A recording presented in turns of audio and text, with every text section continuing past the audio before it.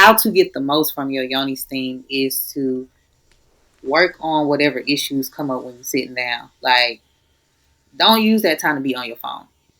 I always try to Mm, encourage my clients, put your phone up. You can spend 30 minutes not scrolling Instagram or Twitter or TikTok, whatever. mm-hmm, Is the steam ain't that long. When you mm-hmm. sit down and stuff comes up, I don't care how long it's been. It can be like 10 years ago and you thought you got over it, but your spirit said you ain't. So you need to work through that. That's your time where you can start to like really work through it. I try to get my clients to journal. Have them write on bay leaves. Like we do a lot of Oh, manifesting wow. and releasing through their steams because all of that is sitting in your womb, and so you need to release that. So that's what the steam is for. Welcome to Impostrix Podcast Season 4. My name is Whitney and I am your host. Thanks for joining us for this episode. I am excited to jump into it. Impostrix Podcast validates professionals of color navigating imposter experiences and racial toxicity within their careers. And this season, we are focusing exclusively on pouring into Black women. How can we take care of the Black women in our lives? If we are a Black woman, how can we pour into ourselves? How can we receive the pour from others? So this episode is going to be about that and all the episodes within this season. So sit back, get your listening ears on. Let's get into it. Welcome back to Impostrix Podcast. I am your host, Whitney Knox-Lee. I am here today with Samantha Denae. I look forward to learning so much from this conversation. I was introduced to Samantha Denae through a friend, Tanya. You, Samantha, were on her podcast, Tea with Tanya, and in that show, you all were talking about cycle syncing, which I thought I knew what that was, but I didn't. Okay, I did not know what that was. And for those who aren't familiar, they were talking about like basically syncing your work schedule with your body's menstrual cycle schedule. An acknowledgement that our our bodies go through all sorts of stuff over this period of time, and sometimes it's more conducive to work or specific types of work, and sometimes it's just not. So for me, that was mind blowing, and I was like, I need to have her on my show. And when I did some research into you, learned that you do all sorts of things. And so today we are going to talk about womb health, but we're also going to talk about like the cycle syncing. So let me give you a little bio, and then I'm going to ask you to chime in. Okay. So Samantha Denae is a certified holistic health and Yoni steam practitioner, a spiritual and womb counselor, an intuitive reader, herbalist, endometriosis advocate and educator, and a doula. And she also likes to pole dance. I love that. I still haven't made it. I still haven't made it to the pole dancing classes. But welcome to the show, Samantha Denae. Thank you, Whitney. I'm so happy to be here. We're gonna have Yes, a good conversation today. absolutely. So, can you share with us what your identities are and like what the perspective that you're bringing to this conversation is? Whew, well, so I was diagnosed with endometriosis. I'm an endometriosis survivor, along with being an advocate and educator, and that's how I got my start with learning about womb health and reproductive health. Just trying to figure out how to heal my own Mm, reproductive issues because endometriosis was taking a lot out of me. I had been trying different birth control treatments and they weren't working. I tried chemotherapy, it didn't work, and so me and my doctor kind of came up with an agreement that I would try holistic medicine before I would try to go for a hysterectomy because I don't have kids. I'm not married. So she didn't want to do that so early. So we said, we'll try holistic medicine and see what happens. And that was in 2020. And mm-hmm, I have been so enthralled in learning about holistic health and how it can help you not only just heal your reproductive issues, but just make you feel like you have a better quality of life overall. Because holistic health is about your whole body and not just one specific area. So you have to treat the whole body. And so that's taught me a lot. And that has led me into being an endometriosis advocate and an educator, and then learning about herbs and yoni steaming and how that could help reproductively, but also how that can help with trauma healing. And just learning that our wombs are ourselves. She just vibrates on a higher frequency, and she doesn't have ego, but we do. And so we're Mm. always kind of in a battlefield of trying to find balance with ourselves to kind of still indulge in things that we like versus what our body really is telling us what we need. And just kind of just developing a relationship deeper with yourself and through self discovery by learning more about your womb and your womb health. Yeah. Okay, I have lots of questions, but I want to start with just the basics. What is endometriosis? So endometriosis at its basic level is a reproductive disease that causes the endometrium like tissue that grows within your pelvic and uterine cavity. That tissue will not all the way leave the body and shed during your period. And so that blood and tissue that stays in the body will turn into tissue and it'll Mm-hmm. start to grow on different organs. It can cause your organs to attach to one another. It causes infertility. It causes painful sex. A lot of times, painful urination or frequent urination. It's just a lot of things that comes with endometriosis, and it's not just a reproductive disease. I feel like Mm-hmm. endometriosis is a whole body disease because it attacks the whole body. So at its basis, Mm. that's what it is. And so, what are the like signs? What are the initial signs that somebody might experience or that you maybe experienced? The first initial sign, and I don't think a lot of people know that this is a sign of endometriosis, but butt cramps when you're, especially when it's like the onset of your period.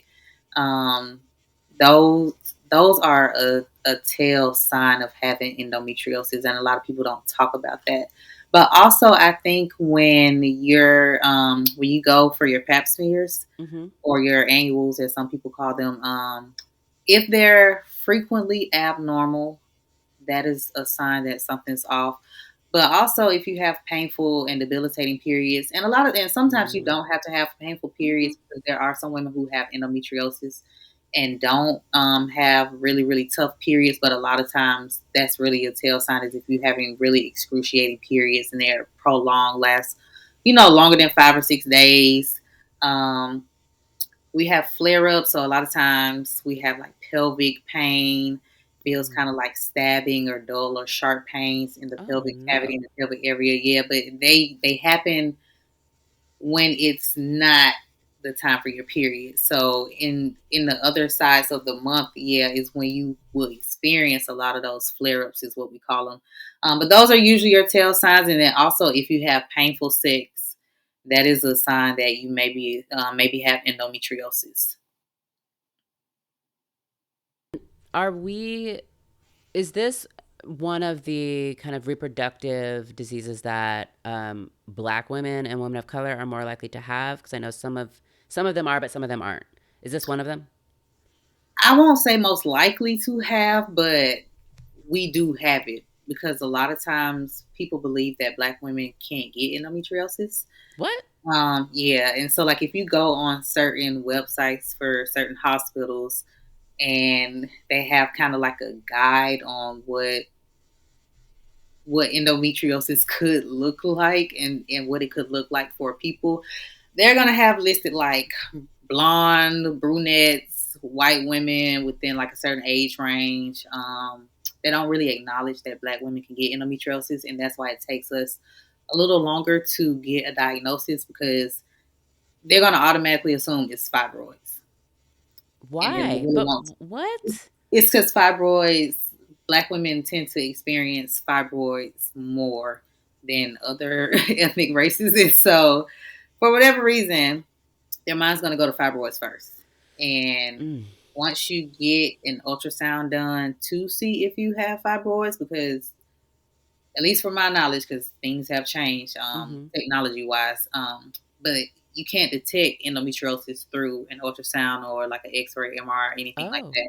You have to have a surgery, a laparoscopic procedure, in order to be diagnosed with endometriosis. Now I know they're working on like blood testing Mm-hmm. samples Mm-hmm. to be able to try to detect through blood, but I don't know if anybody's gotten kind of far with that. But if you get an ultrasound done and there's no fibroids or cysts, because a lot of times we have cysts too Mm-hmm. when we have endometriosis. If you don't have any, or if you have like a small amount, or the fibroids that you do have, they're not like a big size, so they're not like really a cause of danger for your body, then it may be endometriosis. It's just you have it's a lot of work, but you got to find somebody that's gonna like Mm, listen to you and your symptoms enough to at least want to try to find out if it's endometriosis, because it's a lot of mm, work trying to convince a doctor that as a black mm. woman I might have endometriosis. So let's pause a minute and just get real. You do everything for everybody. But have you taken a moment to care for future you? Getting your affairs in order isn't just about wills or trusts, it's about peace of mind for you and love for those that you leave behind. Ideally, we should all have an estate plan. And if you're in Georgia, Wills for the People can help you out. But if you're not ready yet to create your will or trust, there's something that you can do that will go a long way in helping the future you. And that is to get organized. The I Plan for This Life Organizer for when it's needed is a workbook designed to help you organize your life with clarity and ease, making it so that if someone needs to care for you or for your affairs because you're not able to, they have all of the information that they need. No stress, no confusion, just a record made by you, about you. Visit willsforthepeoplega.com to get your copy, because you deserve to be prepared and to have your loved ones prepared. Again, that's willsforthepeoplega.com and click on the workbook tab. Back to the show. I mean, this seems to be a theme. Hmm. I know nobody is surprised. Nobody listening to this podcast is surprised of this theme of Black women really needing to advocate for themselves in Hmm. order to get an accurate diagnosis. Yes. But I've heard, I've had multiple guests on this season talking about, um, really kind of tangentially, even talking about a condition that they have, like lupus or Hmm. PCOS, and talking about just how long it took for a diagnosis. And I know that we see this in the medical field that Black women are believed to have thicker skin. Hmm. We're believed to have higher pain tolerance. Yeah. We, people don't, they just don't believe us. They don't believe what we're saying. Hmm. And I've experienced that in childbirth, not being believed as to the level of the pain that I was Hmm. experiencing and being denied narcotic medication for pain. And so, but it's just very telling. Um, I had PCOS and was not diagnosed until last year. And mind you, I've had two children, Hmm. so 6 and 3 years after having children, um, I was told about this PCOS diagnosis. And, so just now am I starting to learn about what this means for myself and my body, how my body is impacted, etc. But I just find that so many of us, first of all, period health is like a mystery. Hmm. Womb health is something that has never come out of my mouth before meeting you. Um, and so, like, all of this, though, is related. And I'm glad that we're having this conversation because I hope that it brings awareness to women listening. Like, not even specifically about endometriosis. Like, Hmm. great if you learn something about that, but paying attention to our wombs, to our Yeah. reproductive system, whether or not we are trying to get pregnant, because oftentimes that's the only time we're thinking about it. Hmm. So you are a womb health practitioner. What Hmm. is that? What does that mean? My focus is on your reproductive health. Not only just like getting your reproductive system healthy to help, but also to help you get to a place of quality of life that you feel is manageable, but also helping you heal your trauma, because a lot of times we have trauma that we don't really want to either heal or dive into because it's hurtful, it's painful, it's a Yeah. lot of emotions, it's overwhelming. But then there's also trauma that we don't know about because it's generational, and sometimes we probably will never know about it, but we can just feel certain generational curses that we have, and so the trauma sits in our womb space, and then that causes us to have reproductive issues because we Mm. haven't healed the trauma that we've been through. And so I teach women, how to help heal their trauma, how to, be accountable, because a lot of times we aren't as accountable as we should be, especially when it comes to like doing the right things for our health. But even the right things for our health reproductively, like there's certain foods that we shouldn't be eating if we know we have, certain reproductive issues, and yet we still choose to do it. So we Mm-hmm. have to learn to be accountable. Um, on the spiritual side, just helping you to really tap into who you are, and really learning how to elevate yourself and your self discovery, and in your renewed journey of learning self, and really like starting to love yourself and in the space that Mm. you're in, even if you do suffer with a reproductive issue, because a lot of times reproductive issues is going to take away our self-confidence, especially with something like endometriosis. And so once it starts to affect like fertility, that is like a hit to the confidence. We start feeling like we're not women because we biologically can't reproduce, like how we're Mm-hmm. supposed to, and then that kind of strips away confidence. So, really, just teaching you how to really build your confidence back up despite whatever it is that you're going through, but actively working to heal it and not relying so much on the doctors to heal it for you. Um, and so that could be anything from like Yoni steaming to womb massages and detoxes, herbal consulting, and just getting you the right kind of herbs you may need or supplements that you may need to be taking on a daily basis, helping you to learn about your menstrual cycle, really teaching you how to be like an advocate for your own well-being as far as like resting, because a lot of times we don't Mm. prioritize rest, and your body needs to Yeah. rest. And hip movements, because I teach a lot of women about opening up your sacral chakra, which is where your reproductive system sits, in order to help balance and heal. And hip movements are very important because when you move your hips, you can start to release some of that trauma that's sitting in your Mm. hip space. And so I teach women about the importance of moving your hips on a regular basis, doing hip movements and exercises to help, release some of the trauma and some of the pain that you might feel from the reproductive issues that you're going Mm-hmm. through.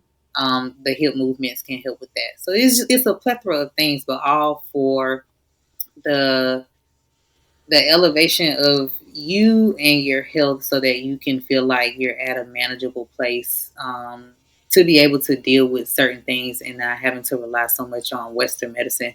You can go home and do some stuff yourself and be able to help yourself. Yeah. You know, you talked about trauma, and I know, of course, like there's sexual trauma, Hmm. and that a lot of women are dealing with that. Hmm. And it's also kind of increasingly common in at least my circle of friends for us to start opening up with each other around just like our period related trauma.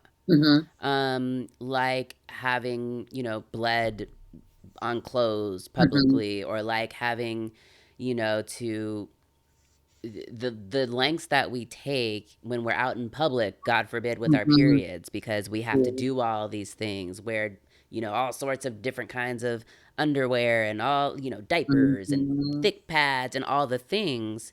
And like the process of coming to terms with what we need when so many of us grew up in spaces where we don't talk about it. We don't Mhm. even talk about feminine hygiene, period, let alone Yeah. like the supplies, let alone what's in the feminine hygiene products. Um, my sister circle and I were recently having a conversation about like the stigma around girls using tampons Mhm. in some of our communities and households, and how we, when we came of age and started having our periods, were basically made to use pads, Mhm. because using a tampon meant that you were going to be promiscuous, or that you were Mhm. going to be loose, or that you were going to stretch out your vagina. Yep. And I guess who's going to want to sleep with a girl with a stretched out vagina? I don't know. Mhm. Um, and so when you say trauma too, a big part of me goes to thinking about those types of issues and just having to work through for ourselves what our reality is as women. It never feels, or at least it hasn't felt, uh, safe isn't right, comfortable isn't right. It's just, it's never felt normal. Mhm. And I wonder, like, I see that as part of the trauma because obviously this is a normal part of our body function Mhm. is menstruating. Um, but I wonder if you end up having to, not having to, but if you end up helping people through just the educational components and also helping people kind of come up with their own idea of how they're going to take care of themselves during their period and throughout the month. Yeah, well, I hope I have. I hope people have taken the advice that I've Mm-hmm. given. But that is very true. We do have a lot of trauma that surrounds just our period, and we don't talk about that either. But that's because talking about your period has always been so taboo. Yeah. It's never been something that you talk about, like even amongst your family members. You don't even really talk about your period. So to have, I know everybody doesn't have period trauma because everybody doesn't have, like debilitating periods, but for the Right. ones who like do, because I have period trauma, Mm-hmm. and it's not the easiest thing to deal with because your period is recurring. It's not something that just you get just like once a month, and then I mean you just get for a month, and then that's it. It comes Right. back every month. So every month you have to deal with some kind of something. But that is why I try to really instill in my clients and like the people who watch my platform, you gotta go to sleep Mm. during your period. Mm. And I know it's hard to try to work around your schedule, especially if you like have kids, and then try to, work around like stuff that they might got going on. Mm-hmm. But I I had to figure out how I was gonna feel not so overstimulated or overworked during my period. Okay. Because it's a lot to deal with, and I had to start forcing myself to at least take the first day or two, if I can, for rest. Mm. And then when I say rest, I mean like I don't go anywhere outside of my house. Mm-hmm. I sleep for a long time. um, Mm. like I literally only get up to use the bathroom, Mm-hmm. um, and maybe get like some water or something. But that's really it. I'm usually sleep like for the first like 1 or 2 days, like all day. And so Mm. I try to encourage women to like really try and take at least one day during your period. You don't have to have a debilitating period for this. Like your body's still shedding and detoxing, so your Mm-hmm. body still needs rest because we do so much throughout the other days in the month that I feel like the time when your period is here is the time that you should try to dedicate for rest. That should be like the 1 week where you don't overwork yourself because your body needs to rest because it's resetting and it's going to start your menstrual cycle all over again. So it needs a little break. Um, so I hope people can at least prioritize that. But outside of that, you gotta watch what you eat, Mm. especially right before your period is coming because your body has to filter that out. It's already hard enough when you're having your period. Um, but like y'all know, like when your period is getting ready to start, like having to have a bowel movement is like you want to strangle somebody. But a Oh lot of that man. is dependent upon what you eat too, and so you got to remember, like on a regular day when you're not on your period and you eat something, and your body has to filter that out, how that feels just on a regular day. Right. So then you add that you're having your period, and now your reproductive system is shedding of all of everything that happened during the month, and on top of that, the food that you ate. And it doesn't, like food doesn't take, food sits in our bodies for a while, depending on what you're eating. it takes a while to break down. So your body is trying to break all that down Mm-hmm. while it's having a period, and that's a lot. Mm. Yeah, So which nothing else. explains why we are all so tired. Yeah. Um, so what are there specific foods that we shouldn't eat, or is the foods that we shouldn't eat like dependent on each person and how your body reacts? Because Yeah, I haven't heard this before, so I need to know if I need to not eat something. I think a little bit is dependent upon you and your body and what you can tolerate. But I always say try not to eat anything heavy, like a lot Okay. of Oh bread. Lord. Yeah, like a lot of bread. Meat, especially like red meat, I would try to stay away from. Like at least just like the week before. Um, Mm. That's when I know my period's coming. yeah, you gotta. Yeah, it's rough. It's already it's already rough. And so that food is just it's just making it so much harder. So I try to I try to eat salads for the most part. Mm-hmm. Like especially like those 3 days right before it's gonna come, that's when I try to all right, no bread, like no meat, because it's coming and I don't want to be crawled up in the fetal position on the Yeah. toilet. Yeah. And And a lot of water. a lot of water. Okay. Hmm. I mean, man, it's just like I said, period health is like the bane of my existence. Like it's just every month it feels like it's something different, Hmm. and no month feels the same. And I think part of that is because I have PCOS, but um, slowing down to pay attention to my body. I keep telling myself that I'm going to track because, like, what I do is track when I get my period, but I do Hmm. not track how I'm feeling the rest of the day of Ah, the week, which is what I learned from the conversation that you had with Tanya. yeah. Was yeah, okay, great. Know when your period's coming, that's cool, but also like and know whether this is a normal or not normal for you, but also pay attention to how you're feeling the rest of the month, because Mhm. we can take that information and then use it to our advantage, for the next month. Yeah. So I wonder if you can talk about cycle syncing and what that might look like for someone. So cycle syncing is you tracking your menstrual cycle. I know a lot of people get menstrual cycle and period confused, and Mm-hmm. they are two different things.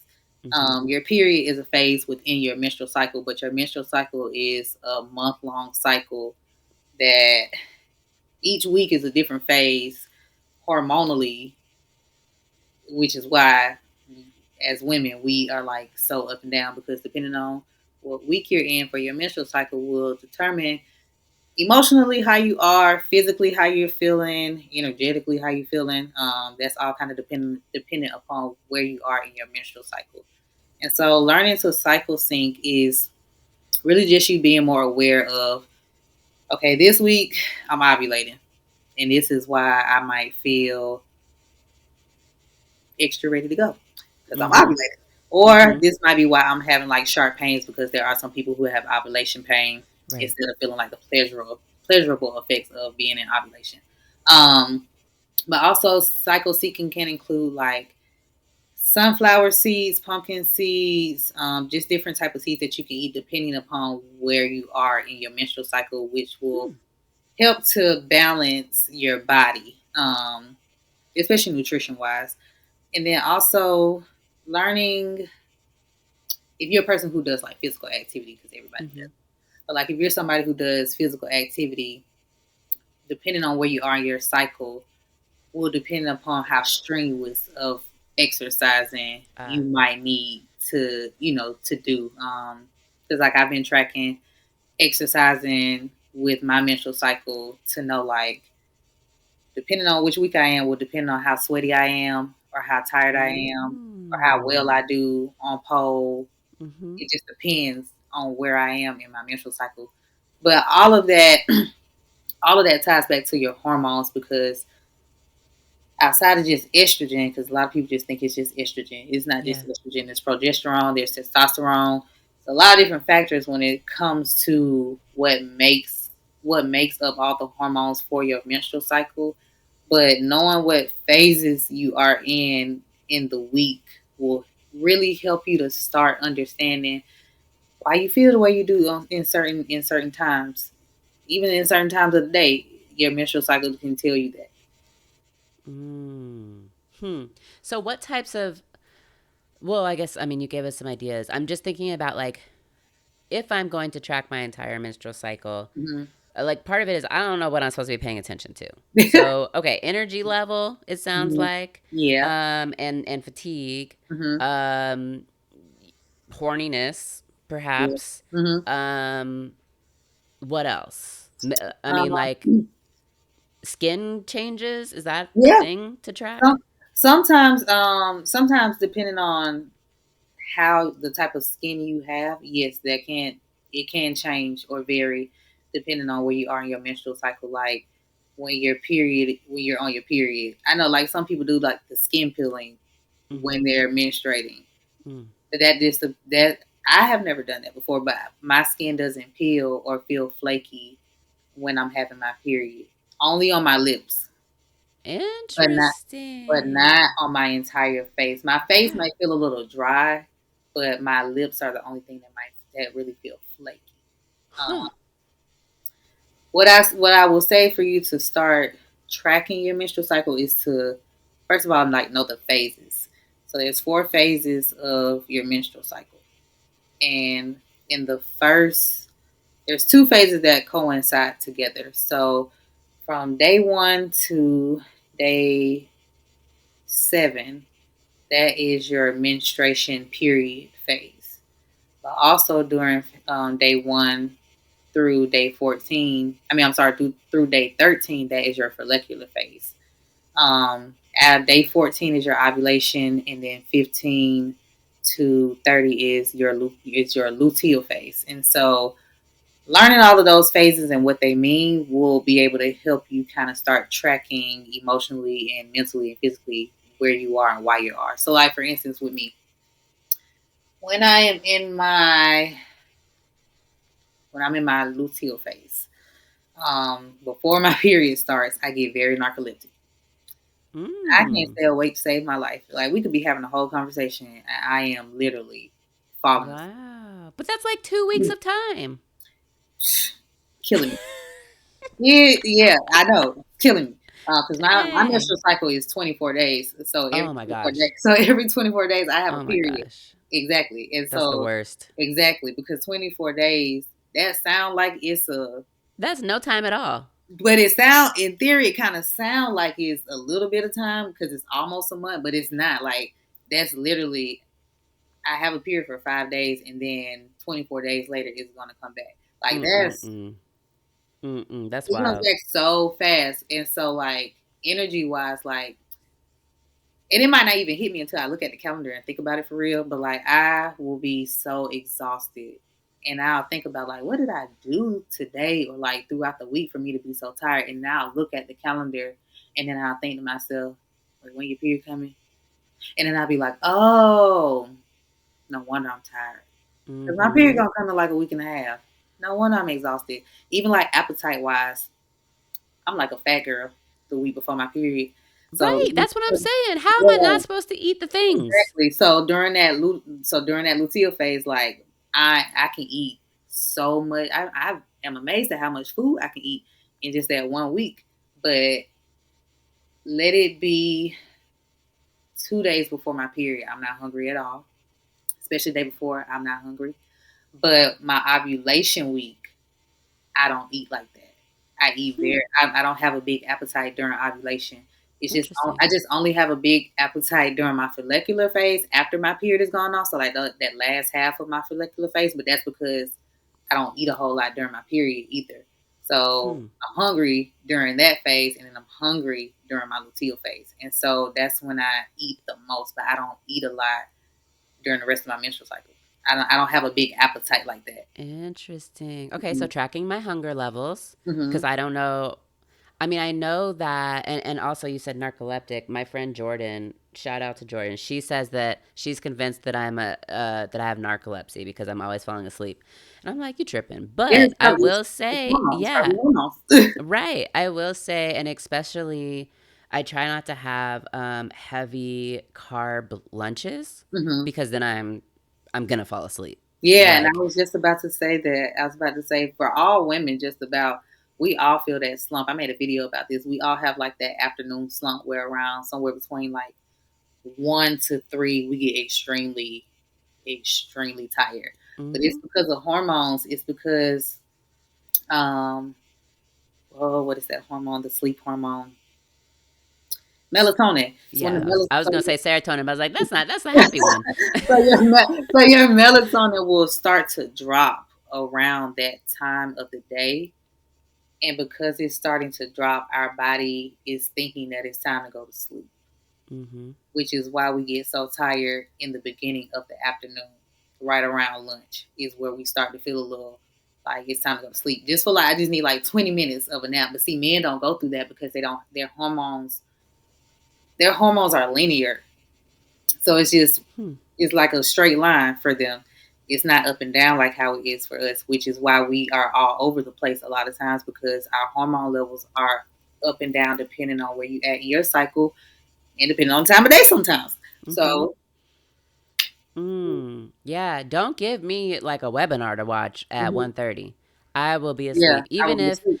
right, even if it's something that I'm like super interested. I fell Hmm. asleep on like this webinar that I had been waiting for like 2 months. Hmm. Um and just because it was, at that time of day, I couldn't stay awake for the life of me. Hmm. Um but okay, and then hunger was the other thing that you were talking about. Yeah. Um and so obviously, so or maybe not obviously, the first 7 days, the period part, our bodies are shedding, Hmm. the lining of our uterus. Hmm. um what's next? So Follicular.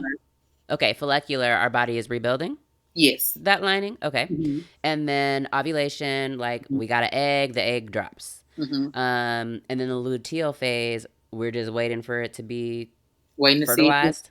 yeah, waiting to see if it's gonna fertilize. If you, if you, especially if you had If you sexual did the encounters, deed. if you had sexual encounters within it, you just waiting to see if it's gonna, if the egg's gonna fertilize, and if it doesn't, menstrual cycle will start all over. You'll have your Mm. period again. Mm. So then I guess during the luteal phase, your body's either working real hard or it's Hmm. chilling. Yeah, Okay.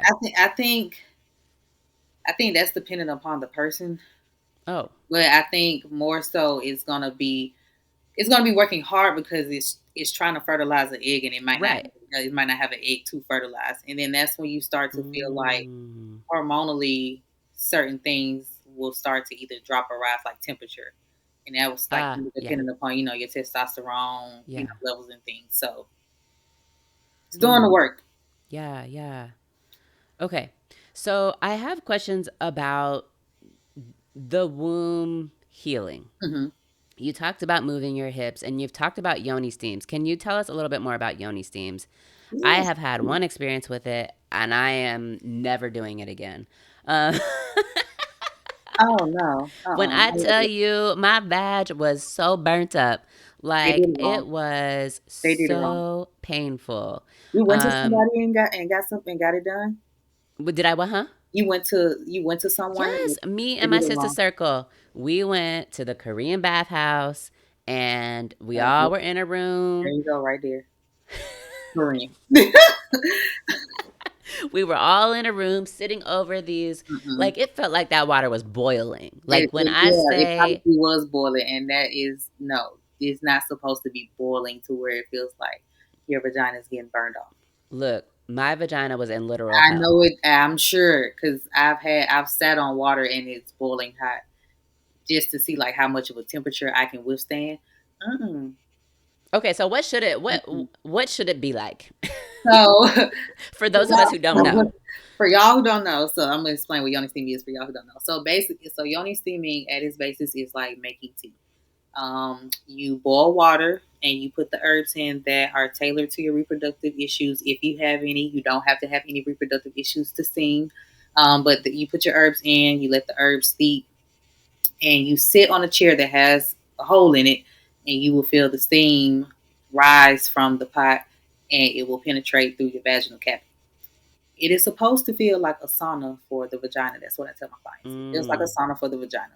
Um, Not it is not It was supposed not. it is not supposed to burn. Warm, yes, it's supposed to feel warm, but it is not Mm-hmm. supposed to burn you because like this is still your skin.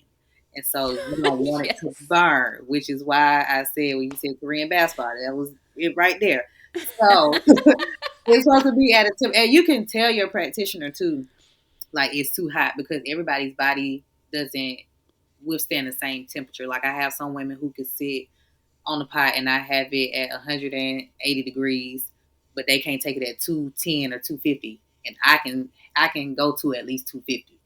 Oh You know Lord, doesn't that exactly, sound like? Look, I know there are listeners exactly. listening and they're cringing. That sounds so Exactly. hot. Exactly. And so that's why you have to gauge it. There's little tricks that you can do when you're steaming, but that's on your practitioner to tell you, kind of how to be able to let the steam kind of flow out if it is, too hot for you. But it's supposed to be at a temperature that is warm, um, feels Mm-mm-mm. pleasurable.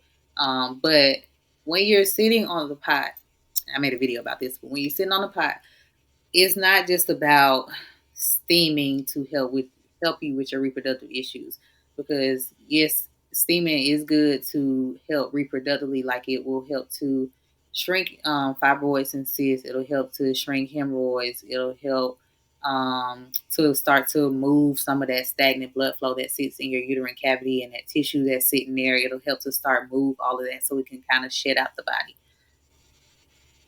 But when you sit on the pot, stuff is gonna come up. And what I mean by stuff is all that stuff that you've been pushing down, that you have been trying to heal through and work through, all Mm-hmm. that's gonna start coming up when you sit on the pot. And so I tell people to get Mm-hmm. how to get the most from your yoni steam is to work on whatever issues come up when you're sitting down. Like, don't use that time to be on your phone. I always try to Mm. encourage my clients, put your phone up. You can spend 30 minutes not scrolling Instagram or Twitter or TikTok, whatever. Mm-hmm. Is the steam ain't that long. When you Mm-hmm. sit down and stuff comes up, I don't care how long it's been. It can be like 10 years ago, and you thought you got over it, but your spirit said you ain't. So you need to work through that. That's your time where you can start to like really work through it. I try to get my clients to journal. Have them write on bay leaves. Like we do a lot of Oh manifesting wow. and releasing through their steams, because all of that is sitting in your womb, and so you need to release that. So that's what the steam is for. Now, if you don't have reproductive issues, because I don't want anybody to be like, well, I don't have reproductive issues, so I don't really need to steam, or it ain't no purpose in me steaming. Yes, you can still steam, because spiritually, you got to remove all of that that's in your womb space to help clear and balance your sacral chakra. And so Mm-hmm. that could be anything from like sexual encounters. Like if you're a single person and you have multiple sexual encounters or multiple people that you engage with sexually, their energy attached to yours, and then you start feeling stuff that you might not was feeling before. Mm-hmm.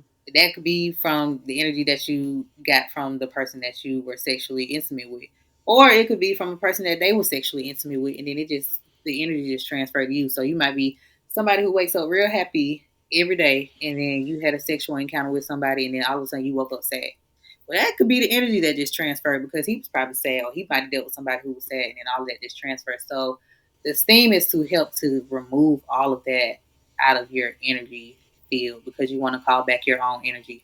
And so you don't have reproductive issues, that's fine, because there are herbs that you can still use that will help to not only cleanse out your uterine cavity, because it still needs to be cleansed, but to Mm-hmm. also help spiritually bring in like a higher vibration. Like I always put red roses in my yoni steam herbs because it carries the highest vibration of any flower. And so I want to make sure Mm. that my clients can feel energetically that vibration from the red roses. So I always throw it in my steams, no matter what your issues are. Mm-hmm. Mm-hmm. So that's what steaming is. Mm. Interesting. Okay. So for some reason, I forget. You said something that made me think about douching. We're not douching, right? Douching is still Nah, bad. yeah, no, it's not Okay. the same. Yeah, but some people call like yoni steaming sitz baths, Okay. and Okay. I think when they call them sitz baths, that is kind of the experience that you have. I think you have more of a sitz bath than a yoni steam, and I have never done one, but I don't want to, because I don't want to be in front of everybody steaming. First of all, because Oh yeah, it was it's a really room of maybe 8 people. yeah, because it's really a sacred thing. Like the only way I'm going to be in a room steaming with people is if I have a sacred circle of people that I have invited for Right. us to Yeah. all steam together. But just being in a room sleeping with some random people. Those are like 6 baths. But people also don't take, or I ain't gonna say take, because maybe they're aware, maybe they're not. I don't know. But a lot of people, when they sell you on yoni steaming, they're only gonna sell you on the fact that it's gonna help you sexually, and it Mm. does, because it does help to put the moisture back into your vagina if you're somebody who has issues with that, because especially when you have endometriosis, we struggle a lot with moisture in the vaginal cavity, so that's a big problem. But sexually is not like the only thing or the only reason why you should be steaming. It's really so you can start to work through all of that trauma that you holding on to, that you don't really want to work through. That's really what it's for. It's to so that it can help you to physically get rid of the reproductive issues that is going on, because all of that coincides together. Mm. And I guess that brings me to my next question, which is around like recognizing when you are carrying womb trauma. Um, Ooh. because I know, I mean, obviously, we talked about periods, we've talked Hmm. about pain, um, but I also know about fibroids Hmm. and endometriosis and PCOS and this. Uh, I don't know if to call it a belief or reality. I don't know what it Hmm. is, but that we carry, our trauma in our bodies and specifically within our wombs, that Hmm. it can show up as cysts Yeah. or as, having some of these other reproductive diseases. Hmm. So how, I mean, short of that, because I don't think we're going to go to a Western medicine doctor and they're going to say, Yeah. you have trauma. That's why you Hmm. have PCOS. Hmm. But like, how do we know? How do we identify this so that we can start doing something? A lot of times it's an intuitional feeling, like a heavy Okay. feeling. Mm-hmm. But I can tell you on a spiritual level, as far as like PCOS, I always felt like spiritually, women who suffer with PCOS are women who have had to operate in their masculine energy more than their feminine energy, almost Mm-hmm. kind of like a flight or fight kind of thing. Um, Mm. like I always felt like, because y'all had to operate more your masculine energy, or maybe have like trauma surrounding like a mother wound or something. It's almost like y'all had to raise yourselves. I always find women who have PCOS are the kind of women that had to raise themselves, and that makes you operate more in your masculine energy, because it's more feeling more survival, Mm. kind of more of a survival type of energy. I don't know. There's just a thing that I've noticed.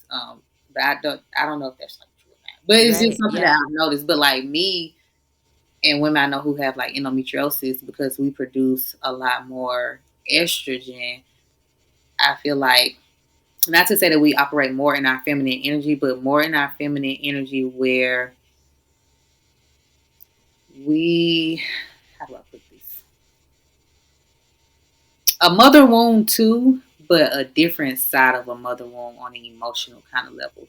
Not feeling like I needed to, like you need to survive in a survival energy, but emotionally, there's like a disconnect when it comes to operating between masculine and feminine. I find with women with endo, it's like we don't know how to. What's the right way to say this? I want to use myself as an example. So, okay, for me emotionally, it's very hard for me to connect. Mm.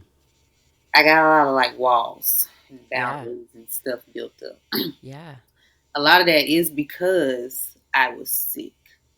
Mm-hmm. But emotionally in childhood, I never felt like I could be as expressive Mm-hmm. emotionally. I always felt like it was a hindrance, because my mom is very much, she has PCOS. So she has, She's in the masculine so energy. yeah, I always felt like she's lived a life of survival. Yeah. And so like Mm-hmm. when I express emotions, she don't really got time to cry. Mm-hmm. She got other Mm-hmm. stuff that she got to do Mm-hmm. to try to make it work. She ain't really got time to cry. And so I'm an emotional person. She really is Mm. not. And so I always felt like we operate more emotionally, but we've always been like at a hindrance when it comes to emotions. So we operate more in our feminine energy, but it's like stunted at the same time Yeah. because we can't really hit the peak how we want to because we're dealing with this reproductive issue.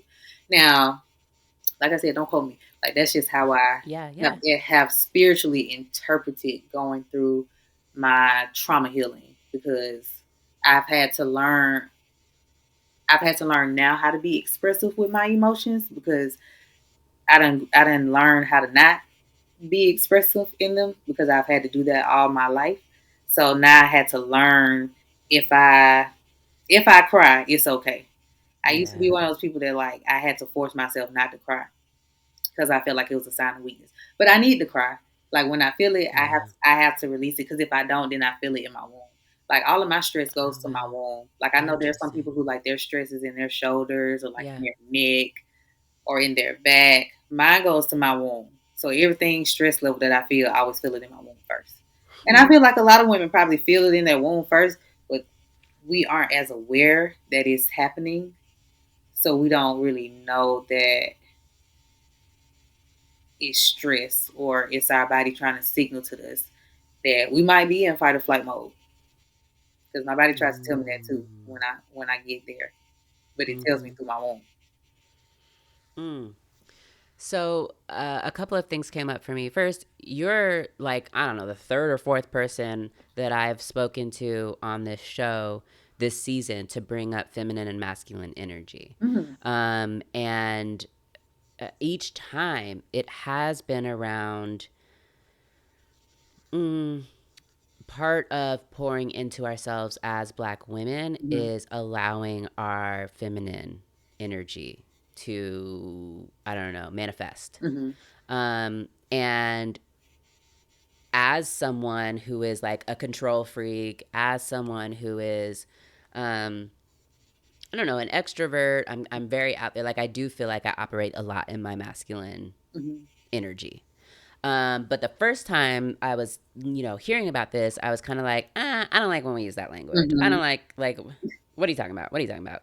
Um, and so I wonder if you can tell us, like, what do you mean with masculine and feminine energy? Yeah, a lot of people like to deduce masculine and feminine to men and women, and Right, that's right, not what that means. We all right. everybody has masculine and feminine energy. It just depends on how you operating it, and you know what time. And so, to me, it's like yin and yang when you talk about Yeah, masculine and feminine energy. And so, when you're existing in your feminine energy, typically that's being like a little softer. A lot of the stuff that they say Black women can't be, right, or right, that we don't have the space or right. vulnerability to be able to exist in our feminine energy because we have to always be piecing stuff back together.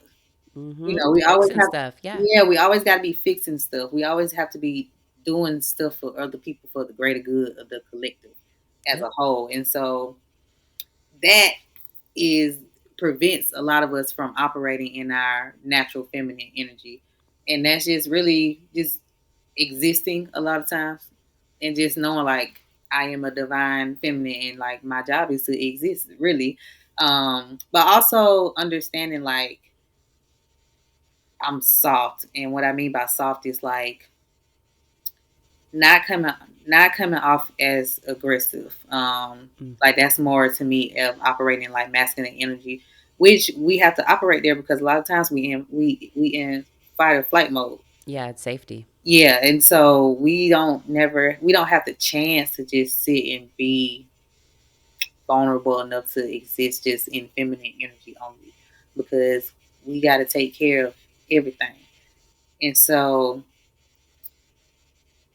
for me, this is just my personal differentiation. Mm-hmm. Masculine energy for me is really when you have to operate in survival mode, and Mm. I gotta really I gotta really start using everything to get to where I'm trying to be. Um, and masculine energy is not a bad energy to exist in Yeah. because even if you are operating in your masculine energy and you're not in in a survival or fight or flight mode kind of energy, like that could be where you're exercising your boundaries. because a lot of times we have boundaries, Right. but we don't really implement them. Right. So when you operating in your masculine energy, that's like putting your foot down on your boundaries and letting somebody know this, you're not gonna do this, to me, or Mm-hmm. you're not gonna treat me this way.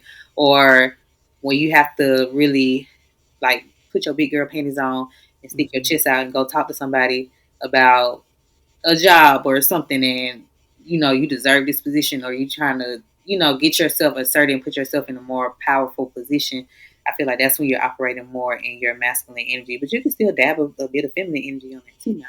So Mm-hmm. it's all Mm-hmm. working together. So don't look at feminine, don't look at masculine energy as like a bad thing. It's not. Like, you can really, this is where you got to learn how to, this is where you got to learn yourself, so you Mm. can learn how to balance the energies, because Yeah. sometimes one's going to take over more than the other depending on where you're at in life, what you're going through.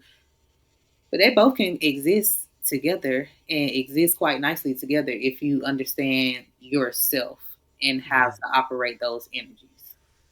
I'm finding in my healing journey right now that a big part of it is existing in my feminine Mhm. energy, and releasing a lot of responsibility, Mhm. um, so that I can maybe feel more softness, Mhm. so that I can feel more vulnerable, so that I can accept more help, Yeah. because that is something that I don't like to do. Yeah. I like things how I like it, first of all, Mhm. and I know that I'm the only one that can do Yeah. it. And I'm the So, same way. you know. Asking for help used to be so hard, but I have learned ask. Hmm.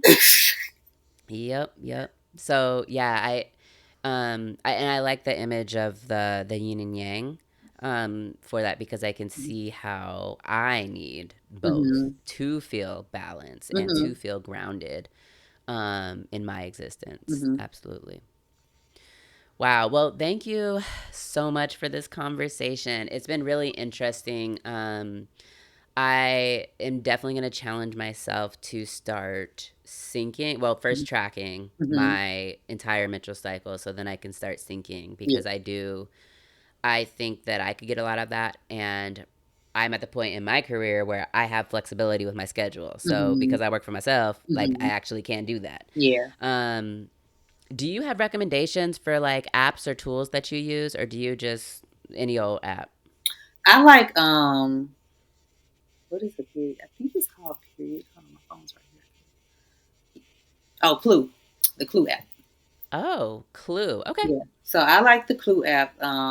That's what I use to track my menstrual cycle and my period, even though I don't have to, but Yeah. it's kind of nice to. I like the app because I can record my feelings. I can record like how my digestion was. I Mm-hmm. can record like all of that in the app. So that's really why I like it. But it's very accurate. I will say it's very accurate. It tells you it gives you the space where you can put in the days of your period and how you feel, but you can also put in how you're feeling throughout the month. It'll highlight your ovulation day for you, so that way you'll know.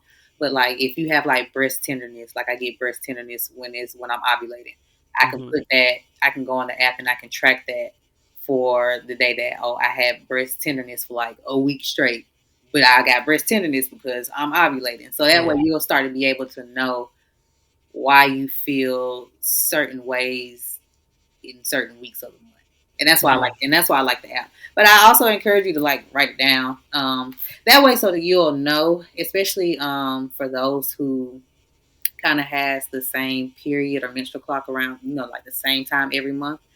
It'll help you to start to remember when your period is coming.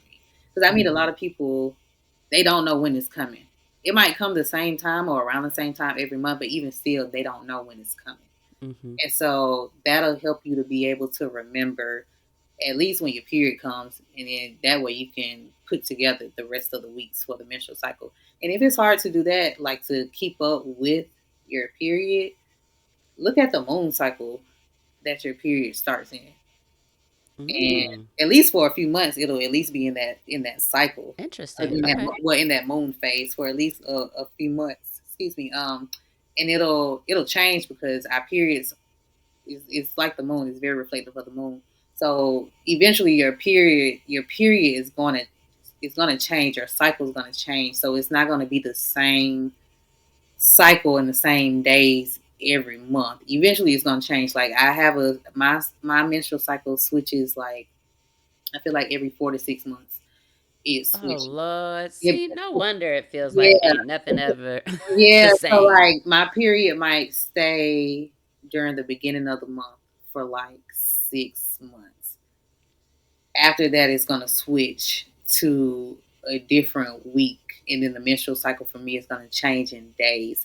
But that's also very indicative of where you are in life, with depending on the moon phase that you are having your period in. So, like, if you have Okay. a full moon period, that's usually you're in the stage of life where you're like releasing things and you need to start shedding. But if you have a period during the new moon, that means you're trying to welcome in new things, like you're probably starting over in some area of life. So it just all depends. Interesting. But Yeah. I will use the moon if you Yeah. can't track it no other way. Use the moon and just look at the moon phase when your period comes. Just look at the moon phase that the moon is in, and then at least from there you could be like, all right, it was the full moon when I had my last period, so the next period I have is probably going to be during the next full moon. And you just kind of keep Yeah. track like that until you can Yeah. like really start to remember like the days or the week that it's going to come. Mm. Awesome. Where can listeners find you, Samantha? You can find me on Instagram at Samantha Denae. There's underscores at the end of each, but if you search Samantha Denae or the Endo Educator, it'll pop up. I'm on TikTok as the Endo Educator. My website is my name, SamanthaDenae.com.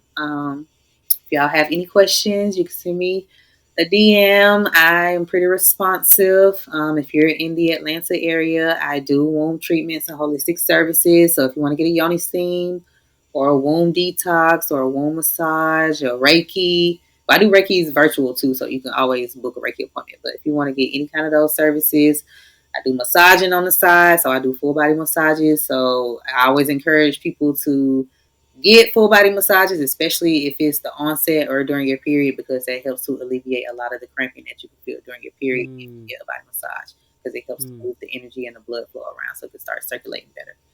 And doula services, you can also email me or send me a DM about doula services if you are looking for a fertility doula or a birth and labor doula. Mm, thank you. Thank you Thank so much for you. this conversation. Yes. I love to know what listeners think. So feel free to shoot me a message on the Spotify texting or whatever it is, or on Instagram at Impostrix Podcast. Thank you so much for joining us today. Thank you. Thank you so much for listening to this episode of Impostrix Podcast. I hope that you got what you needed. If you're ready for more, feel free to go through the other 3 seasons worth of amazing episodes that we've put together for you. I want to hear from you. I want to know how you related to this episode. So if you're listening on Spotify, feel free to answer the question or send a text. You can do that through your Spotify app. If you're listening elsewhere, make sure that you follow me on Instagram at Impostrix Podcast. And if you like to text, go ahead, go to the show notes, look for the link for the WhatsApp community, because we just got it started this season for season 4, and I love to chat, so hit me up. Also, thank you to Chris at Digital REM for editing this episode. Until next time, be validated.